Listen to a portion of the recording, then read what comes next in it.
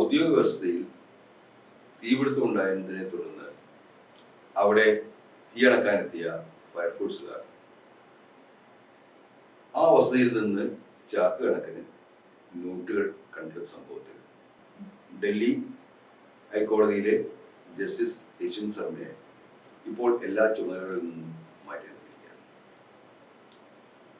നേരത്തെ ഈ കാര്യങ്ങളെല്ലാം അദ്ദേഹം നിഷേധിച്ചിരുന്നെങ്കിലും ഇപ്പോൾ സുപ്രീം കോടതി നിയമിച്ച 3 അംഗ അന്വേഷണ കമ്മീഷൻ, ജഡ്ജിമാരടങ്ങുന്ന 3 അംഗ അന്വേഷണ കമ്മീഷൻ ഈ സംഭവത്തിൽ ജസ്റ്റിസ് ശർമ്മയുടെ ഇൻവോൾവ്മെന്റ് ഉണ്ടെന്ന് റിപ്പോർട്ട് നൽകിയായിട്ടാണ് പത്രങ്ങൾ പറയുന്നത്.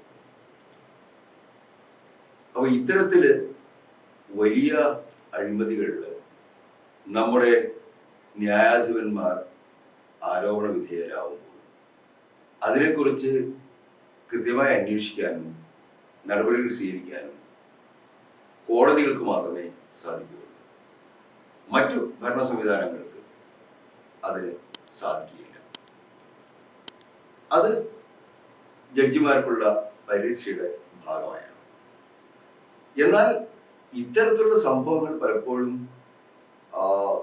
ഇപ്പോൾ കണ്ടുവരുന്നുണ്ട്. അപ്പോൾ അതിനനുസരിച്ച് ഒരു സ്ഥിരം സംവിധാനം തന്നെ യഥാർത്ഥത്തിൽ സുപ്രീം കോടതിയും ഹൈക്കോടതികളും അത്തരത്തിലുള്ള ഉന്നത കോടതികൾ, ഹൈക്കോടതിയിലെ സംസ്ഥാനങ്ങളിലും സുപ്രീം കോടതി ഇന്ത്യയാക്കിയും അന്വേഷണ സംവിധാനങ്ങൾ ഒരുക്കേണ്ടതിൻ്റെ ആവശ്യകതയിലേക്കാണ് ഈ സംഭവം വിരചൂണ്ടുന്നത്.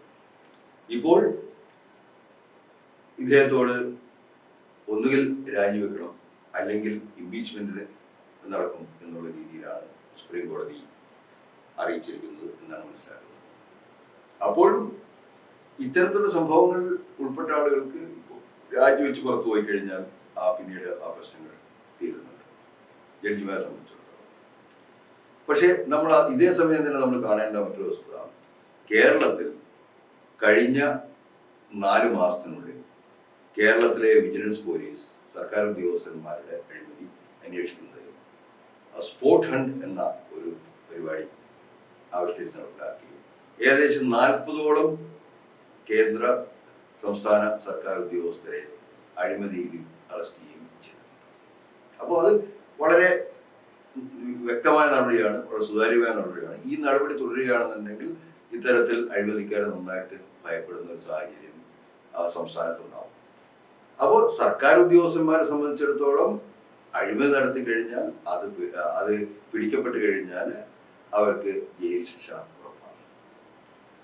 അതേസമയം ഇത്തരത്തിലുള്ള ശിക്ഷാവിധികൾ തന്നെ നമ്മുടെ ജുഡീഷ്യറിയിലും ആവശ്യമാണ് എന്നുള്ളതാണ് ഈ രീതിയിലുള്ള പല സംഭവങ്ങളും തെളിയിക്കുന്നത്. അത് സർക്കാർ അത്തരം സംവിധാനങ്ങൾ ഉണ്ടാക്കുന്നതിന് പകരം ഉന്നത കോടതികൾ തന്നെ ഇത്തരത്തിലുള്ള സ്ഥിരം സംവിധാനങ്ങൾ ഉണ്ടാക്കണം.